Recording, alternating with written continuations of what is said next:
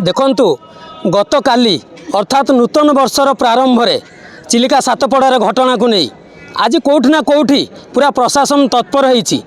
जदि आम कहवा गत काली घन कुहुड़ी को न मानी पूरा तरबरिया भाव जिते भेसाल सेपटू पार हाँपाई सातपड़ारू अभियान आरंभ करथिला सेतेबेले असावधानता जो जड़े लोक मृत्युवरण करथिला आ जहाँ को नहीं पूरा सबू गणमाध्यम चहल पड़ता सारा राज्य चहल पड़ता आकु ये घन कुहुड़ी को आख्या कर रखी कलेक्टर आडभाइजर रे आज पूरा दिन 11टा जांका भेसाल चलाचल बंद रही डंगा चलाचल मत बंद रहा को नहीं पूरा जात्री असंतोष आम सीधा सड़क किसी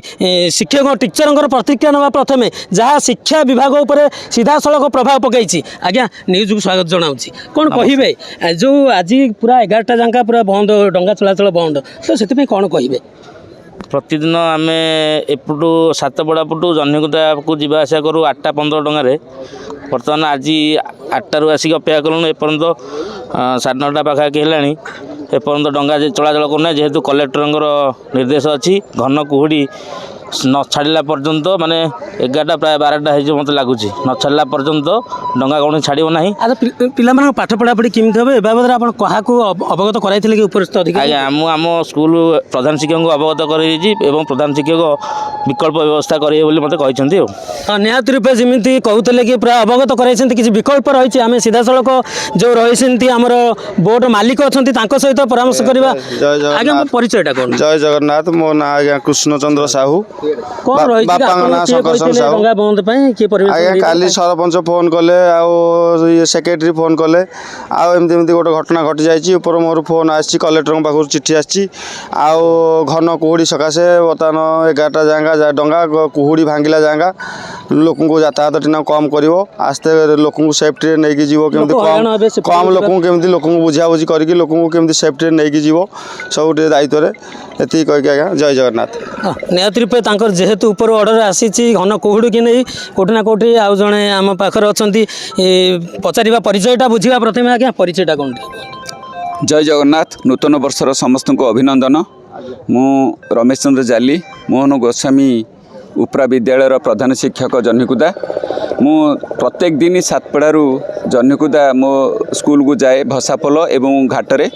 किंतु आज 8:30 पहुँचला बेले घाट डंगा आ भसापोल बंद अच्छी बोली मु शुणा पाइली तेणु से पचारू से कहले सरकार निर्देश मते जिलापाल निर्देश मते भसापोल घाट बंद रहिबो सर पूर्व आप जान कि आज बंद रहिबो 11टा जांका आज कौन शुणिले बोली मु आगुरी शुण नी आज ये पहुँचला पर मु शुणिली जे एठारे घाट आ भसापोल कुहुड़ा न कमिला पर्यंत चलो ना 11टा पर घाट भसापोल चलो तेणु आम अपेक्षा करछु जेतेबेले घाट भसापोल चलो तापर आम से घाट बा भेसल आम स्कूल को जीवु सर आप भावुंट कि जेहेतु कुहुड़ा को लक्ष्य करके भेसाल एवं घाट बंद रही तो ये निहाती ब्रिज हमार आवश्यकता रही कौन कहे बाबद निहाती ब्रिज आवश्यक कारण जदि शिक्षा स्वास्थ्यर उन्नति पाई भसापोल परिवर्ते स्थायी पोल बा ब्रिज निहाती आवश्यक ब्रिज नहीं तो विकास नहीं तेणु ये अंचलवासी तरफ समस्ते निवेदन करुँच यथाशीघ्र ब्रिज करा जाऊ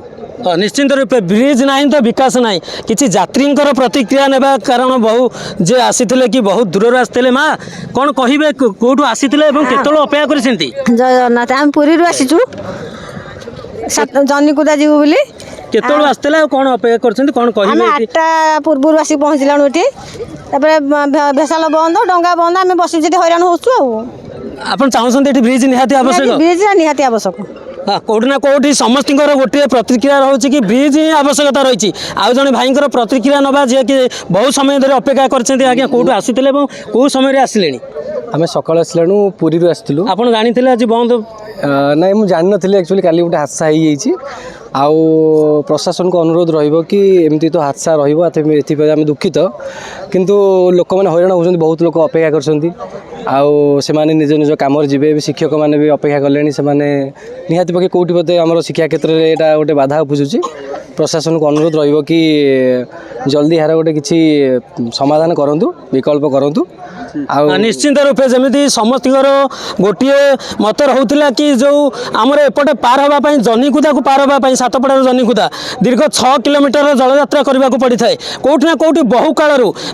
ଯଦି ସ୍ୱାଧୀନତାର 78 ବର୍ଷ ପରେ ବି ସେଇ ଡଙ୍ଗା ଏବଂ ଭେସାଲ ଉପରେ ଲୋକମାନେ ନିର୍ଭର କରୁଛନ୍ତି। ପୂର୍ବ ଘଟଣା କାଲିର ଘଟଣା ଚାରିଆଡ଼େ ମାନେ ପୁରା ଆଶ୍ଚର୍ଯ୍ୟ କରିଦେବା ବେଳେ ଆଜି ଯେଉଁ ବନ୍ଦକୁ ନେଇ କେଉଁଠି ନା କେଉଁଠି ସିଧାସଳଖ ଯଦି ଆମେ ପ୍ରଥମ ପଏଣ୍ଟ ଦେଖିବା ତାହେଲେ ଶିକ୍ଷା ଉପରେ ଏହା ପ୍ରଭାବ ସିଧାସଳଖ ପକାଉଛି। ଯେମିତି ଆମର କହୁଥିଲେ ଜଣେ ପ୍ରଧାନ ଶିକ୍ଷକ ଅଛନ୍ତି, ତାଙ୍କ ପାଖରେ ସ୍କୁଲ କଞ୍ଚି ଅଛି, କିନ୍ତୁ ଏପଟେ 11ଟାରେ ଯେତେବେଳେ ଛାଡ଼ିବ ସେମାନେ ସ୍କୁଲରେ ପହଞ୍ଚିଲା ଆସକୁ 12ଟା ହେବ, ଘଣ୍ଟାଏ ଲାଗିବ ଜଳଯାତ୍ରା କରିବାକୁ ପଡ଼ିଥାଏ। କେଉଁଠି ନା କେଉଁଠି ଶିକ୍ଷା ବିଭାଗ ଉପରେ ନିହାତି ରୂପେ ସିଧାସଳଖ ପ୍ରଭାବ ପକାଉଛି। ଆଉ ଯଦି ସେକେଣ୍ଡ ପଏଣ୍ଟ ଦେଖିବା କେଉଁଠି ନା କେଉଁଠି ଯାତ୍ରୀ ହନ୍ତସନ୍ତ ହେଉଛନ୍ତି, ଯେଉଁ ଦୂରରୁ ଆସୁଛନ୍ତି ସେପଟକୁ ଯିବା ପାଇଁ ଯାତ୍ରୀମାନେ ବହୁ ସମୟ ଧରି ଅପେକ୍ଷା କରୁଛନ୍ତି। ତେଣୁ ସମସ୍ତଙ୍କର ଗୋଟିଏ ମତ ରହୁଛି, ଏଠି ନିହାତି ରୂପେ ଏକ ବ୍ରିଜ୍ର ଆବଶ୍ୟକତା ରହିଛି। ବ୍ରହ୍ମଗିରିରୁ ପ୍ରଶାନ୍ତ ଦାସ, MS TV।